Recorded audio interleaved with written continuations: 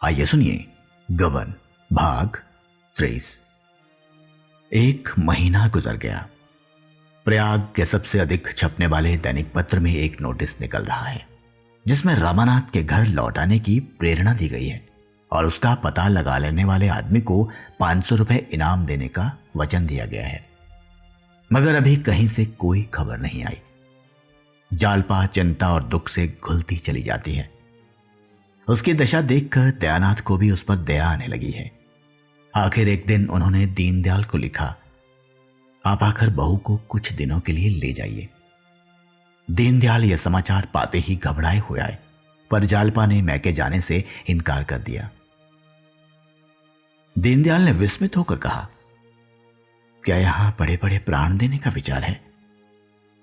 जालपा ने गंभीर स्वर में कहा, अगर प्राणों को इसी भांति जाना होगा तो कौन रोक सकता है?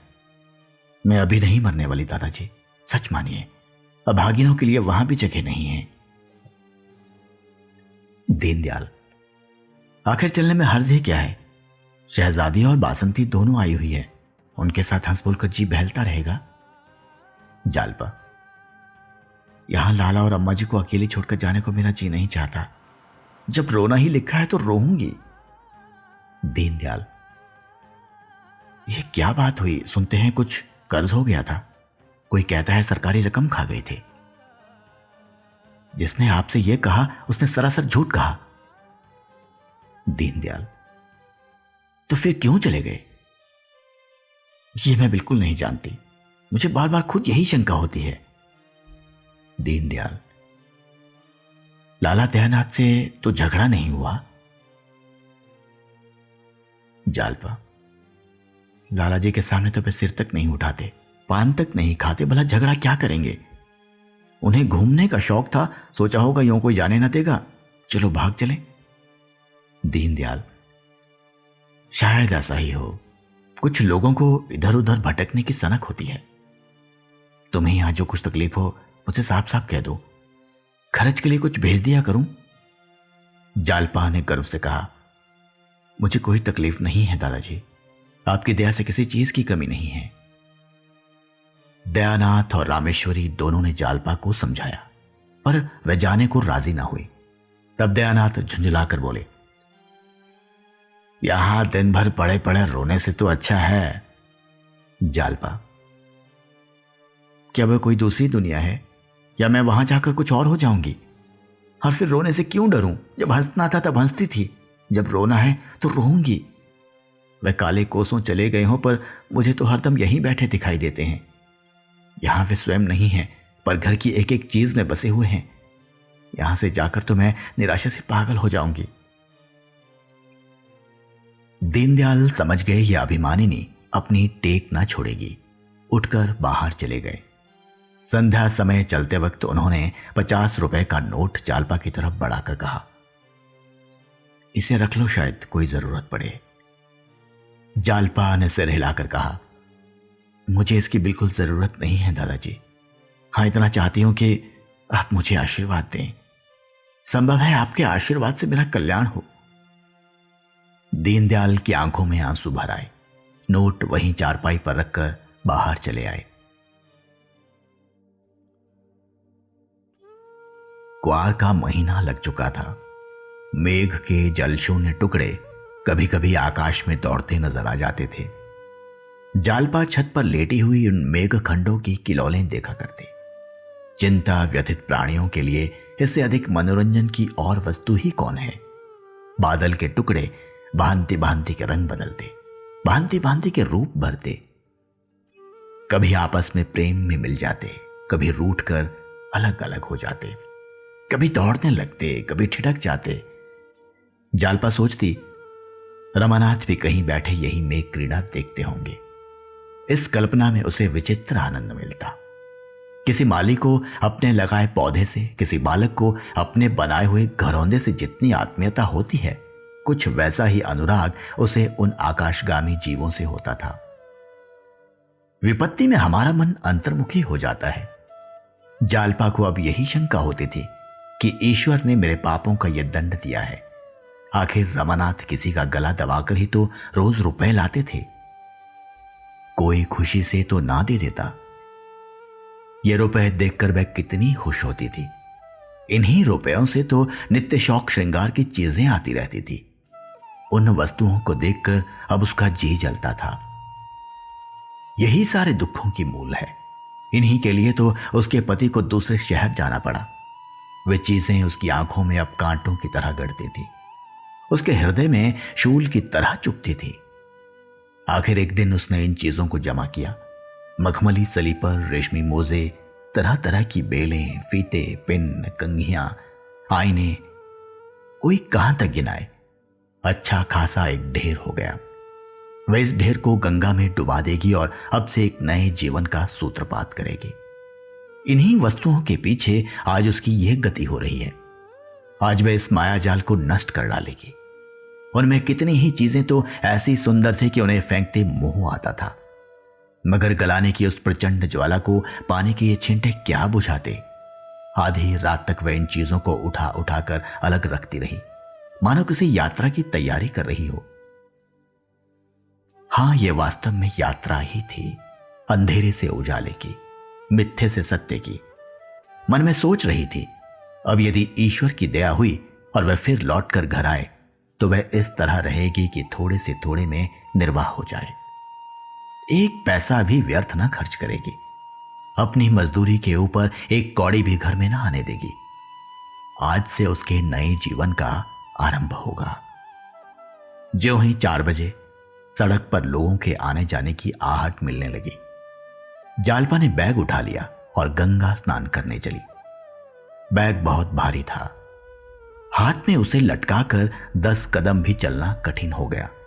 बार बार हाथ बदलती थी। यह भय भी लगा हुआ था कि कोई देख ना ले। बोझ लेकर चलने का उसे कभी अवसर ना पड़ा था। इक्का वाले पुकारते थे पर वह इधर कान न देती थी। यहां तक कि हाथ बेकाम हो गए तो उसने बैग को पीठ पर रख लिया और कदम बढ़ाकर चलने लगी। लंबा घूंघट निकाल लिया था कि कोई पहचान ना सके। वह घाट के समीप पहुंची तो प्रकाश हो गया था। सहसा उसने रतन को अपनी मोटर पर आते देखा। उसने चाहा सिर झुकाकर मुंह छिपा ले, पर रतन ने दूर से ही पहचान लिया। मोटर रोककर बोली, कहां जा रही हो बहन? ये पीठ पर बैग कैसा है? जालपा ने घूंघट हटा लिया और निशंक होकर बोली, गंगा स्नान करने जा रही हूं। रतन, मैं तो स्नान करके लौट आई, लेकिन चलो तुम्हारे साथ चलती हूं, तो मैं घर पहुंचाकर लौट जाऊंगी। बैग रख दो। नहीं नहीं, ये भारी नहीं है, तुम जाओ, तुम्हें देर होगी, मैं चली जाऊंगी। मगर रतन ने ना माना। कार से उतरकर उसके हाथ से बैग ले ही लिया और कार में रखती हुई बोली, क्या भरा है तुमने इसमें? बहुत भारी है, खोल कर देखूं? जालपा, इसमें तुम्हारे देखने लायक कोई चीज नहीं है। बैग में ताला ना लगा था। रतन ने खोल कर देखा तो विस्मित होकर बोली, इन चीजों को कहां लिए जाती हो? जालपा ने कार पर बैठते हुए कहा, इन्हें गंगा में बहा दूंगी। रतन ने विस्मय में पड़कर कहा, गंगा में? कुछ पागल तो नहीं हो गई हो? चलो घर चलो, लौट चलो, चलो घर लौट चलो। कुछ पागल तो नहीं हो गई हो? चलो घर लौट चलो। बैग रखकर फिर आ जाना, बैग रखकर फिर आ जाना। जालपा ने दृढ़ता से कहा, नहीं रतन, मैं इन चीजों को डुबाकर ही जाऊंगी। आखिर क्यों? पहले कार को बढ़ाओ फिर बताऊं। नहीं, पहले बता दो। नहीं, ये ना होगा, पहले कार को बढ़ाओ। रतन ने हार कर कार को बढ़ाया और बोली, अच्छा अब तो बताओगी? जालपा ने उलाहने के भाव से कहा, इतनी बात तो तुम्हें खुद ही समझ लेनी चाहिए थी, मुझसे क्या पूछती हो? अब वे चीजें मेरे किस काम की है? इन्हें देख देख कर मुझे दुख होता है। जब देखने वाला ही ना रहा तो इन्हें रखकर क्या करूं? रतन ने एक लंबी सांस खींची और जालपा का हाथ पकड़कर कांपते हुए स्वर में बोली, बाबूजी के साथ तुम ये बहुत बड़ा अन्याय कर रही हो बहन। वे कितनी उमंग से इन्हें लाए होंगे, तुम्हारे अंगों पर इनकी शोभा देखकर कितना प्रसन्न हुए होंगे। एक एक चीज उनके प्रेम की एक एक स्मृति है। उन्हें गंगा में बहाकर तुम उस प्रेम का घोर अनादर कर रही हो। जालपा विचार में डूब गई। मन में संकल्प विकल्प होने लगा, किंतु एक ही क्षण में वह फिर संभल गई। बोली, यह बात नहीं है बहन। जब तक ये चीजें मेरी आंखों से दूर ना हो जाएंगी, मेरा चित्त शांत ना होगा। इसी विलासिता ने मेरी यह दुर्गति की है। यह मेरी विपत्ति की गठरी है, प्रेम की स्मृति नहीं है। प्रेम तो मेरे हृदय पर अंकित है। रतन, तुम्हारा हृदय बड़ा कठोर है जालपा। मैं तो शायद ऐसा ना कर सकती। जालपा, लेकिन मैं तो इन्हें अपनी विपत्ति का मूल समझती हूं। एक क्षण चुप रहने के बाद वह फिर बोली, उन्होंने मेरे साथ बड़ा अन्याय किया है बहन। जो पुरुष अपनी स्त्री से कोई पर्दा रखता है, मैं समझती हूं वह उससे प्रेम नहीं करता। मैं उनकी जगह पर होती तो यूं तिलांजलि देकर ना भागती, अपने मन की सारी व्यथा कह सुनाती और जो कुछ करती उनकी सलाह से करती। स्त्री और पुरुष में दुराव कैसा। रतन ने गंभीर मुस्कान के साथ कहा, ऐसे पुरुष तो बहुत कम होंगे जो स्त्री से अपना दिल खोलते हो। जब तुम स्वयं दिल में चोर रखती हो तो उनसे क्यों आशा रखती हो कि वे तुमसे कोई पर्दा ना रखें? तुम ईमान से कह सकती हो कि तुमने उनसे पर्दा नहीं रखा? जालपा ने सकुचाते हुए कहा, मैंने अपने मन में चोर नहीं रखा। रतन ने जोर देकर कहा, झूठ बोलती हो, बहुत झूठ। अगर तुमने विश्वास किया होता तो वे भी खुलते। जालपा इस आक्षेप को अपने सिर से न टाल सकी। उसे आज ज्ञात हुआ कि कपट का आरंभ पहले उसी की ओर से हुआ। गंगा का तट आ पहुंचा। कार रुक गई। जालपा उतरी और बैग को उठाने लगी, किंतु रतन ने उसका हाथ हटाकर कहा, नहीं, मैं इसे ना ले जाने दूंगी। समझ लो कि डूब गए। ऐसा कैसे समझ लो? अब मुझ पर दया करो बहन के नाते। बहन के नाते तुम्हारे पैर धो सकती हूं, मगर इन कांटों को हृदय में नहीं रख सकती। रतन ने भौहें सिकोड़कर कहा, किसी तरह न मानोगी? जालपा ने स्थिर भाव से कहा, हां, किसी तरह नहीं। रतन ने विरक्त होकर मुंह फेर लिया। जालपा ने बैग उठा लिया और तेजी से घाट से उतरकर जल तट तक पहुंच गई। फिर बैग को उठाकर पानी में फेंक दिया।